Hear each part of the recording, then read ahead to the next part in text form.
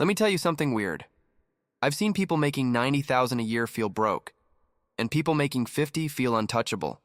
Same city, same rent, same economy, completely different lives. Now picture this. First apartment. You walk in and it looks like success slapped you in the face. Big TV, fancy couch, kitchen full of gadgets that look like they belong in a cooking show nobody actually watches, closets packed with clothes that still have tags, like the owner is collecting outfits for a life they never live. Everything screams, "I made it." But behind the scenes, every bill feels heavy. Every paycheck is already spoken for. And checking the bank account feels like opening a horror movie you already know the ending of. Now let's walk next door. Second apartment. Not impressive, not flashy, not trying to prove anything. Just intentional. A bed that gets used. A kitchen that actually cooks food. Clothes that live real lives instead of hanging around waiting for special occasions that never come. And the person living here makes almost half the money, but sleeps better, breathes easier, has money saved, money invested, and something most people with higher income never experience: margin. See, the difference isn't income, it's not luck, and it's definitely not intelligence. It's understanding something most people ignore their entire lives. Every single thing you own is quietly charging you, and if you don't see the bill, you still pay it. All right, listen carefully, because this is where things start to shift. Most people think the price of something is what's on the tag, that number you see before you swipe the card. That's what they call the cost. But that's not the real cost. That's just the entry fee. See, every single thing you buy charges you twice. And the second bill? That's the one quietly draining your future. Let me break it down. First, there's the obvious cost, the money you pay up front, the number that makes you hesitate for about 3 seconds before you convince yourself you deserve it. But then comes the second cost, and this one sticks around. That item needs space, which means part of your rent or mortgage is now dedicated to storing something you barely use. It needs maintenance, cleaning, organizing, fixing, thinking about. Thinking about. Because every object you own takes up a tiny piece of your attention. And when you multiply that by everything in your house, your brain ends up managing a warehouse instead of living a life.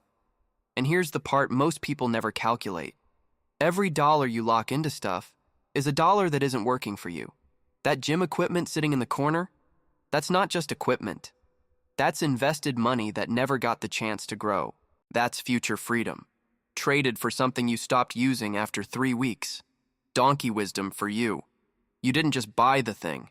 You bought the space it takes, the time it demands, and the money it could have become. And once you start seeing purchases this way, a lot of things stop looking like good ideas. Now that you understand the hidden cost, let me give you a weapon. A simple rule that destroys bad purchases before they even happen. Cost per use. Yeah, I know, sounds boring. But this little calculation, it's dangerous, because it exposes the truth. Before you buy anything, you ask one question. How many times am I actually going to use this? Not the fantasy version, not the new me version, the real you. Then you divide the price by that number. And suddenly, things get uncomfortable.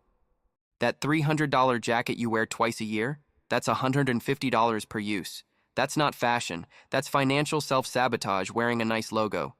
But that $80 pair of shoes you wear every week, now we're talking a few dollars per use. That's value. Same idea, completely different outcome. Here's where people mess up. They buy based on emotion and justify with logic later. Minimalists flip that. They use math first, and emotion doesn't get a vote. Donkey truth? Expensive doesn't mean bad. Cheap doesn't mean smart. What matters is usage. A $1,500 espresso machine used every single day? That can actually save you money. A $50 gadget that sits in a drawer? That's expensive. See the difference? One supports your life. The other just decorates your mistakes. And once you start thinking like this, impulse buying starts to feel kind of stupid. Not because you're weak, but because now you can see the math behind the illusion. Before we go deeper, quick thing. If you like this kind of thinking, the kind that makes money feel simpler instead of more stressful, subscribing to the channel just means you won't miss the next time we break something like this down in a way that actually sticks. All right, now we clean house. Not in a motivational way, in a ruthless, honest way. Here's the rule. Walk through your space and look at what you own, and ask one simple question. If this disappeared today, would I buy it again? That's it. No complicated system, no emotional speeches, just that question. And here's what's going to happen. At first, your brain is going to try to protect everything. It was expensive. I might use it someday. I've had it for years. Yeah, your brain loves defending bad decisions. But stay honest, because most of your stuff, you wouldn't buy it again. That shirt you haven't worn in over a year, that kitchen gadget you used once and then retired permanently, that random object sitting in a drawer that somehow survived 3 cleanups, you wouldn't replace it, and that tells you everything. Donkey insight for you. If you wouldn't buy it today, it has no business taking up space in your life. Because right now, it's not just sitting there, it's costing you space, it's costing you attention, and it's quietly reminding you of a decision that didn't age well. And here's the part people don't expect.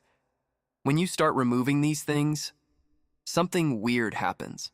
Your space feels lighter. Your mind feels quieter. Decisions get easier. Because you're no longer managing a museum of your past impulses.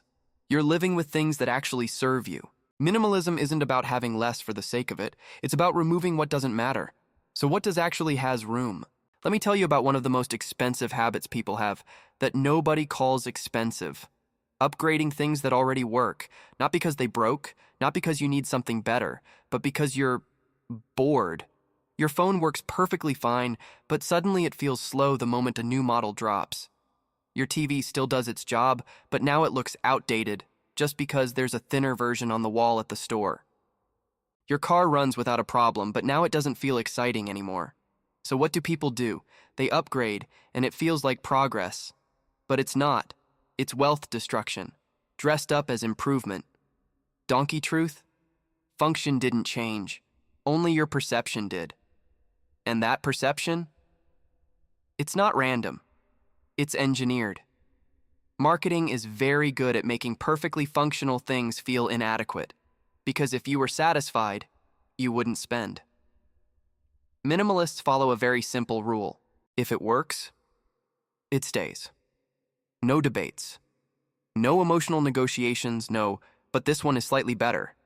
Because slightly better usually costs a lot more and changes almost nothing in your actual life. Think about this. If you replace your phone every 2 to 3 years, even when it still works, over a lifetime, that decision alone can cost you tens of thousands of dollars.